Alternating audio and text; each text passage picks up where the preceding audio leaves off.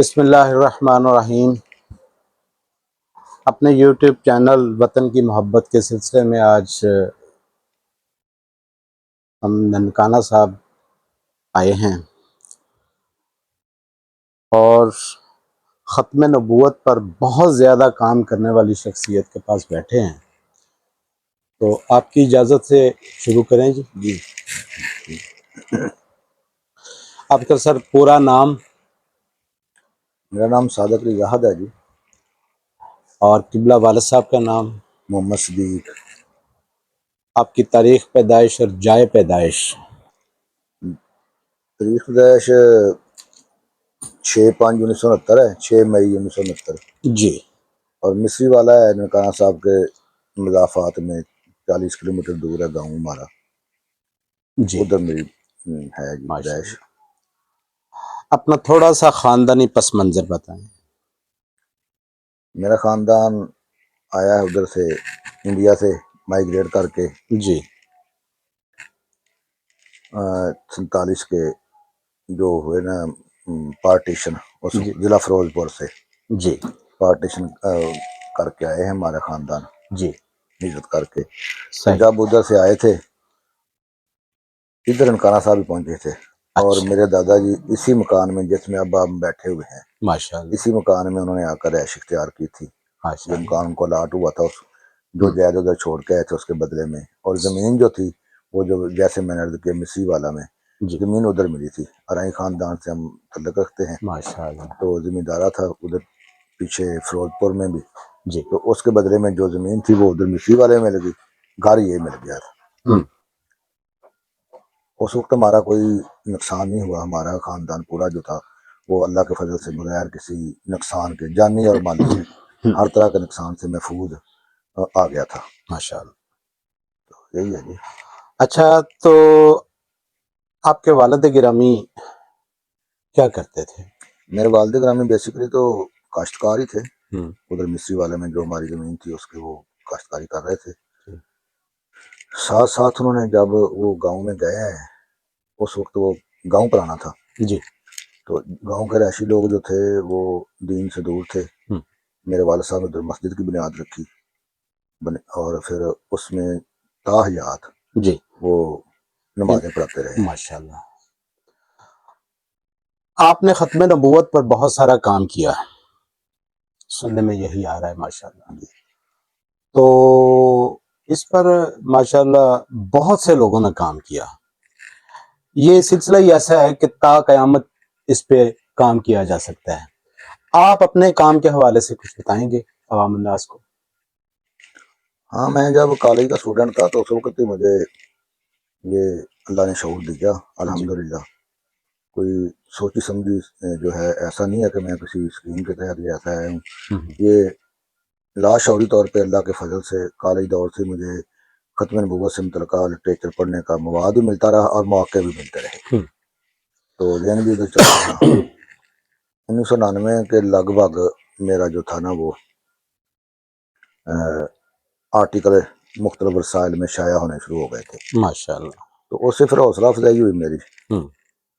تو میں نے سب سے پہلا کام جو کیا تھا وہ تھا کہ باحوالہ مختصر ترین قادیانیت کا اور ختم نبوت کا تعارف کروانا۔ تو اس سلسلے میں نے ایک کتاب لکھی ابتدائی طور پہ، اس کا نام عقیدہ ختم نبوت سوال جواباً تھا، جی 1996 میں وہ شائع ہوئی تھی۔ صحیح۔ تو اس میں یہ تھا کہ ایک سوال ہے ختم نبوت سے ہم کیا مفہوم لیتے ہیں، جی تو نیچے اس کا جواب قرآن کی روشنی میں، سنت کی روشنی میں، حدیث کی روشنی میں، اور نیچے وہ حوالہ آ رہا ہے۔ جی قادیانیت کیا ہے، تو قادیانیت کا تعارف آ گیا، اس کا کوئی نہ کوئی حوالہ آ گیا، مرزا قادیانی کب پیدا ہوا، اس نے نبوت کا دعویٰ کب کیا، جو بھی اس کے حوالے، وہ کتاب میں نے لکھی تھی سب سے پہلے۔ اس کے بعد میرا زیادہ تر فوکس جو ہے نا جی وہ شخصیات پہ رہا ہے، کہ اہل سنت کی شخصیات نے کتنا کام کیا ہے، کیا کیا کام کیا ہے۔ تو اس سلسلے میں میری متعدد کتابیں آ گئی ہیں، ماشاء اللہ۔ 4-5 کتابیں آ گئی، 2-3 کتابیں تو میری ایسی ہیں جو صرف ایک ایک شخصیت پہ ہیں اور ان کے کام کا میں احاطہ کیا ہے۔ 2 کتابیں میری ایسی ہیں، عقیدہ ختم نبوت نہیں، فتنہ مرزائیت اور علماء حق۔ صحیح۔ اس میں بھی علماء اہل سنت کا کردار ہے، اور ہوں، ایک ہے تذکرہ مجاہدین ختم نبوت، صحیح اس میں بھی علماء اہل سنت کا کردار ہے قادیانیت اور ختم نبوت کے حوالے سے۔ صحیح تو اس کے علاوہ پھر 2-3 کتابیں میری جو ہے نا جی وہ مستقلاً، ایک پیر میری شاہ صاحب پہ آئی ہے، ماشاء سیف اللہ میریہ بار فتنہ مرزیہ، ماشاء اللہ 450 صفحات کے لگ بھگ ہے، صحیح اور ایک کتاب جو ہے میری وہ آئی ہے مولانا عنایت اللہ چشتی پہ، صحیح۔ یہ بھی کوئی 500 صفحے کے 480 صفحات کے لگ بھگ ہے۔ آپ کی اب تک کتنی کتابیں منصہ شہود پر آ چکی ہیں؟ چھوٹی بڑی کتابیں میری تقریباً 16 کے قریب آ گئی ہیں، اچھا، جن میں سے ختم نبوت پہ 15 ہوں گی، ایک کتاب اور ہے۔ آپ اپنی ساری کتابوں کے نام بتا سکتے ہیں؟ ہاں، سب سے پہلے آئی تھی وہ تذکرہ مجاہدین ختم نبوت، نہیں سب سے پہلے آئی تھی عقیدہ ختم نبوت سوال جواب، جی اس کے بعد دوسرے نمبر پہ علماء حق اور رد فتنہ مرزیت، جی پھر میری کتاب شائع ہوئی تذکرہ مجاہدین ختم نبوت، ماشاء اللہ پھر ایک اس کے بعد ہوئی عقیدہ ختم نبوت حقائق کی روشنی میں، اس کے بعد غازی ممتاز قادری شہید کے حوالے سے میں نے ایک پمفلٹ لکھا تھا، علامہ اقبال پہ کسی نے کیچڑ اچھالا تھا تو اس کے رد میں نے لکھا تھا، بڑا ایک تحقیقی مضمون تھا، اس کو پمفلٹ کی شکل میں شائع کیا گیا، علامہ اقبال اور عقیدہ ختم نبوت۔ پھر سیف میریہ بر فتنہ مرزیہ ہے، اور اس کے بعد ہے مولانا عنایت اللہ چشتی اور قادیانیت، مولانا غلام احمد گھوٹوی اور رد قادیانیت، اس پہ ہے ایک میرا ایک کتاب ہے میری اسم و احمد کی معنویت قادیانی اور مسلم عقائد کی روشنی میں۔ ماشاء اللہ۔ تو کچھ چھوٹی موٹی اور بھی ہیں جن کے نام فی الحال میرے ذہن میں فوری طور پہ نہیں آ رہے۔ کتنے سال ہوئے ہیں آپ کو اس پہ کام کرتے ہوئے؟ میں نے عرض کیا نا، یہ میرے کالج دور کا وقت تھا، 1984-85 سے میں کرتا ہوں، صحیح، یعنی 40 سال ہو گئے۔ تقریباً 40 سال۔ آگے کیا ارادہ ہے آپ کا اس سلسلے میری میں؟ خواہش تو یہ ہے کہ جب تک اللہ نے زندگی دی ہوئی ہے اسی اس پہ وقت کام تک عقیدہ ختم نبوت کے تفض کے لیے کام کرتے رہوں، اور میرے کئی پروجیکٹ اب بھی جاری ہیں جن پہ کافی کام ہو چکے ہیں۔ کوئی کانفرنس یا کوئی ایسے پروگرام کیے ہیں آپ نے؟ متعدد کانفرنسوں میں، متعدد جلسوں میں حصہ لیا ہے، خطابات بھی کیے ہیں، لیکچر بھی دیے ہیں، ماشاء اللہ۔ متعدد جگہ پہ، وہ لاہور میں، فیصل آباد میں، دیگر اس سلسلے میں مقامات میں۔ کسی حکومت نے آپ کی پذیرائی کی؟ نہیں، حکومت تو اس کی رکاوٹیں ڈالتی ہے نا، حکومت کو پذیرائی کرے گی؟ یا اداروں نے، کسی ادارے نے آپ کے ساتھ یہ کوئی الحمدللہ تعاون یہ کیا؟ میں سیلف میڈ ہوں، اور یہ جو ہیں ظاہر اقبال بیل صاحب، انہوں نے میرے پہ ایک نمبر قلم و کرتاس کا نمبر شائع کیا 2024 میں۔ ماشاء اللہ ماشاء اللہ۔ آپ روحانیت کے بارے میں کیا سمجھتے ہیں؟ کیا خیالات ہیں آپ کے؟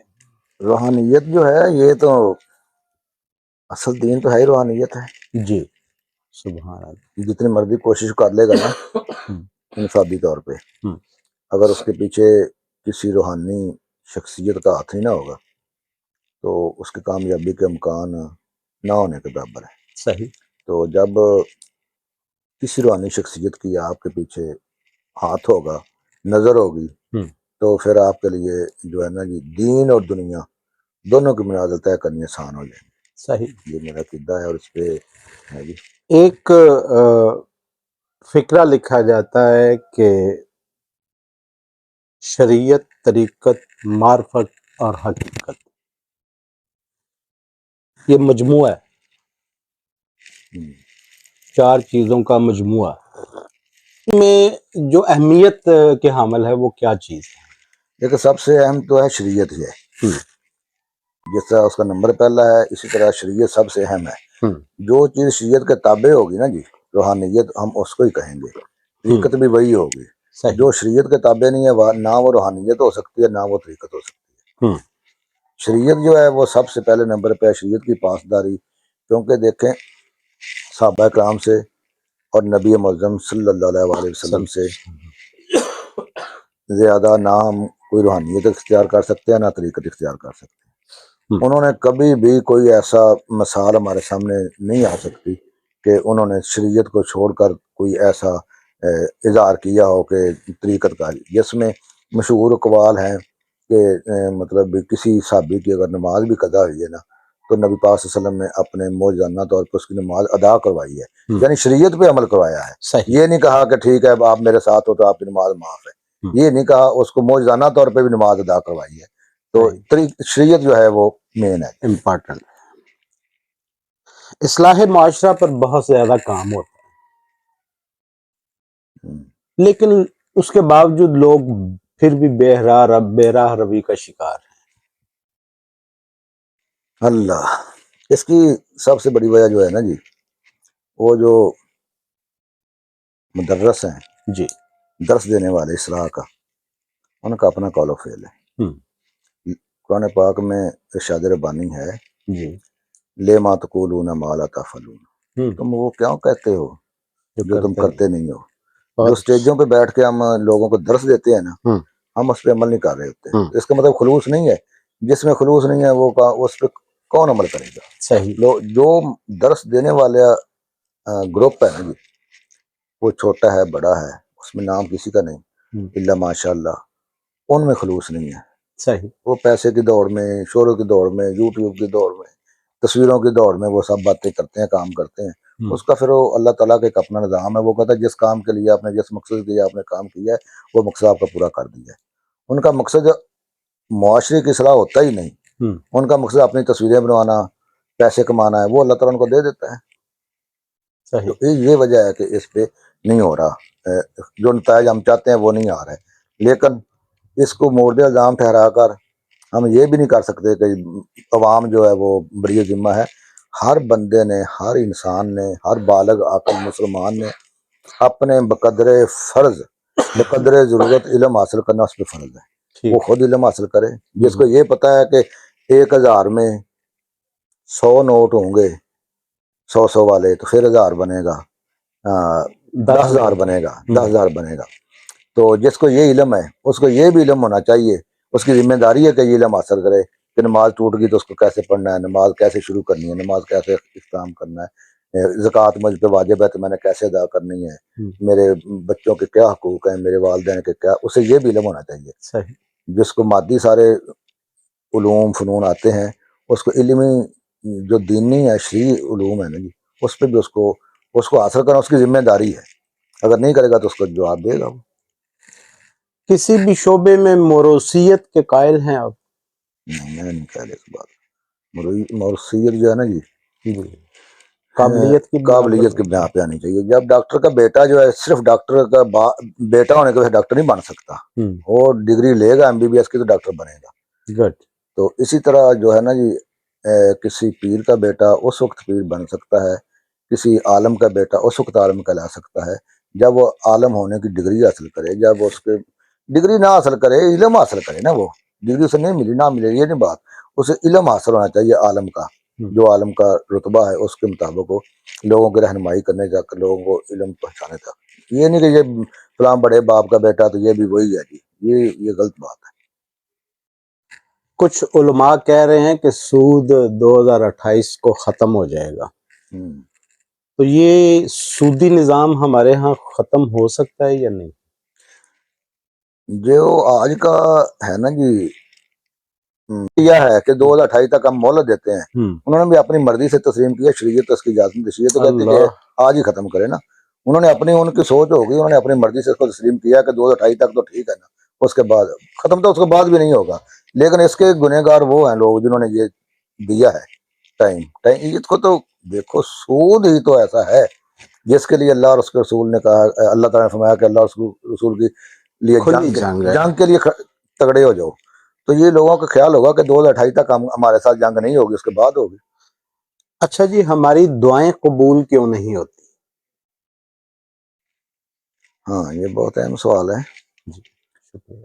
اس کے بارے میں بھی پھر میں وہی بات کروں گا کہ چاہے آپ ہماری روحانیت جو ہے نا جی، اس سے ہم بہت دور ہو گئے۔ دعا کی قبولیت کے ہر کام کے کوئی لوازمات ہیں نا، چائے پکانے کے لیے بھی پانی چاہیے ہمیں، دودھ چاہیے ہمیں، چینی چاہیے، پھر اس کے لیے کپ چاہیے جس میں یہ چائے ڈال کے لانی ہے۔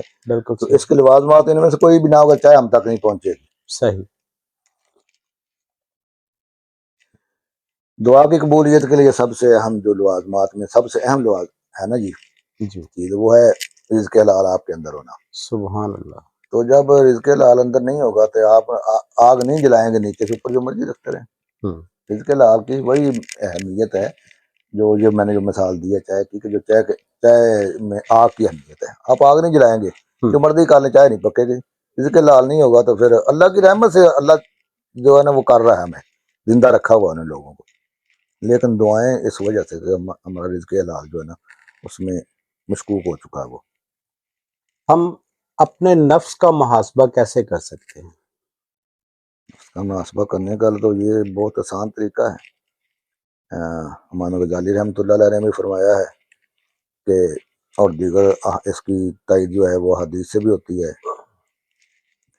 انسان کا جو ضمیر ہے نا جی، جب تک وہ مردہ نہ ہو جائے، اور مردہ ہونے کے وہ ایک لمبی بات ہے، وہ میں اس پہ نہیں جاتا. جب تک وہ مردہ نہ ہو جائے جی اس وقت تک انسان کا ضمیر اسے کہتا ہے کہ یہ غلط کر رہے ہو. یہ جب انسان غلط کرے گا اسے کہتا ہے کہ یہ غلط کر رہے ہو. جب وہ صحیح کرے گا تو ضمیر اس کا خوش ہوگا، اسے شاباش دے گا. تو جہاں پہ آپ کا ضمیر آپ کو شاباش دے رہا ہے آپ اس کو کرتے رہیں، جہاں پہ ضمیر آپ کو رکاوٹ ڈال رہا ہے وہاں سے آپ رکتے رہیں. یہ سب سے بڑا محاسبے کا ذریعہ ہے. ہاں وہ میں نے پہلے عرض کیا ہے کہ مردہ نہیں ہونا چاہیے. جب ضمیر مردہ ہو جائے گا تو پھر کچھ نہیں کرے گا، سیاہ ہو جائے گا تو پھر کچھ نہیں کرے گا. کبھی آپ کو غصہ آتا ہے تو اس وقت کیا کرتے ہیں؟ غصہ ایک فطری چیز ہے، غصہ آتا ہی ہے تو پھر بس نکل بھی جاتا ہے. کیا کرنا ہے؟ سب سے زیادہ غصہ آتا ہے تو پھر میں آ کے ادھر بیٹھ جاتا ہوں، اپنے لائبریری میں بیٹھتا ہوں اور کتابیں کھولتا ہوں اور یہ کرتا ہوں کہ جو کام 3 گھنٹے میں کرنا ہے 2 گھنٹے میں اس کو اڑا کے پرا مارتا ہوں. صحیح ہے. اچھا جی، صبر اور شکر ان دونوں میں سے آپ کس کو اہمیت دیتے ہیں؟ ہے تو دونوں ہی برابر ہی. وَاسْتَعِینُوا بِالصَّبْرِ وَالصَّلَاةِ، صبر کے ساتھ وہ اللہ کی مدد ملتی ہے اور شکر کرنے سے اللہ تعالیٰ کے انعامات میں اضافہ ہوتا ہے. تو ان میں کوئی اہمیت زیادہ کس کی ہے؟ صبر اگر آپ کریں گے تو پھر شکر تک پہنچیں گے. صبر پہلی اہمیت، صبر کریں گے تو آپ کو شکر کی توفیق ہوگی. کبھی آپ کو تنہائی میسر آئے تو کیا سوچتے ہیں؟ بچوں کے بارے میں یا مطلب اچھا کوئی اور شعبہ بھی ہوتے ہیں؟ یہ ان دنوں تو میرا جو نجی ہے نا جی، یہ آپ نے سوال کر دیا. تو میں جب اکیلا ہوتا ہوں نا، جب موٹر سائیکل پہ جا رہا ہوں تو اکیلا ہونا تو اس وقت یہی ہوتی ہے کہ یا اللہ خاتمہ دل ایمان کر دے. بس اب میں جس مرحلے پہ پہنچ گیا ہوں نا، اب مجھے نظر آ رہا ہے کہ بس 1-2 سال کی بات ہے. تو ہمیشہ میری یہ دعا رہتی ہے کہ یا اللہ خاتمہ بل ایمان ہو جائے اور توبہ میری قبول ہو جائے. لوگ آپ پر تنقید کرتے ہیں تو کیا کرتے ہیں اس وقت؟ تنقید علمی طور پہ تو ابھی تک مجھ پہ کوئی ایسی ہوئی نہیں. تو خاندانی طور پہ جو دنیا داری کے معاملات ہیں ان میں ہوتی بھی رہتی ہے اور اس کے مطابق جواب میں دیتا رہتا ہوں. صحیح. وہ ایک لہذا وہ دنیا داری کا معاملہ ہے، اس پہ سارا کچھ چلتا ہے. ادھر تو کسی نے تنقید جو ہے، اور اصل تنقید اگر ہونی چاہیے مجھ پہ تو وہ میرے علمی کام پہ ہونی چاہیے اور اس پہ میں علمی جواب دینے کے لیے تیار ہوں. آپ کی شخصیت پر جناب یہاں کی ایک شخصیت ہیں زاہد اقبال بھیل صاحب، انہوں نے ایک کتاب لکھی تو ذرا تھوڑی سی تفصیل بتائیں. ہاں وہ ان کا مجلہ ہے جی، زاہد اقبال بھیل صاحب کا قلم و کرتاس. اس کا انہوں نے خاص نمبر شائع کیا 2024 میں. ماشاءاللہ. صادق علی زاد، فن اور شخصیت. تو وہ میرے فن اور شخصیت پہ یہ میرے ختم نبوت کے کام کے حوالے سے میرا تعارف ہے. اس میں میرا نجی تعارف بھی آ گیا ہے، میرے کوائف آ گئے ہیں اور باقی جو ہے سب کچھ وہ ہے میری جو علمی کام میں نے کیے ہیں ان کا تعارف ہے ختم نبوت کے حوالے سے. اور میری لائبریری کا تعارف ہے، میری لائبریری کی کچھ فہرست بھی اس میں انہوں نے دی ہے. ماشاءاللہ. کوئی پیغام دیں آپ لوگوں کے لیے؟ ہاں پیغام بھائی میں عرض کرنا چاہتا ہوں کہ ایک دن چلے جانا ہے ہر انسان نے ادھر سے. بہت اچھا. دنیا میں ہم عارضی آئے ہیں اور یہ پانی کا بلبلہ ہے، کوئی چیز لگ جائے گی پھر بھی بلبلہ ختم ہو جائے گا، نہ بھی کوئی چیز لگے گی تھوڑا سا آگے جا کے ختم ہو جائے گا. صحیح. تو جس حالات میں ہم زندگی یہ بسر کر رہے ہیں نا جی، اب ہم آگ کے اوپر جی رہے ہیں، یہ جو دور آ گیا. تو ہر لمحہ اپنے آپ کو اللہ تعالیٰ کی پناہ میں رکھنے کے لیے کوشش کرنی چاہیے، روحانی طور پہ کوئی ذکر اذکار کا سہارا لینا چاہیے اور احتیاطیں کرنی چاہیے، بلا وجہ فضول سفر نہیں کرنے چاہیے، اور اللہ کے ساتھ جتنا رابطہ آپ کا تعلق مضبوط ہوگا اتنا اللہ آپ کو محفوظ رہیں گے۔ تو اللہ کے ساتھ رابطہ مضبوط رکھنے کا طریقہ جو ہے وہ شریعت مطہرہ جو ہے اس کے فرائض و واجبات ہیں، ان پہ آپ چلیں گے، ان کی پابندی کریں گے تو پھر اللہ تعالیٰ آپ کو توفیق دے گا۔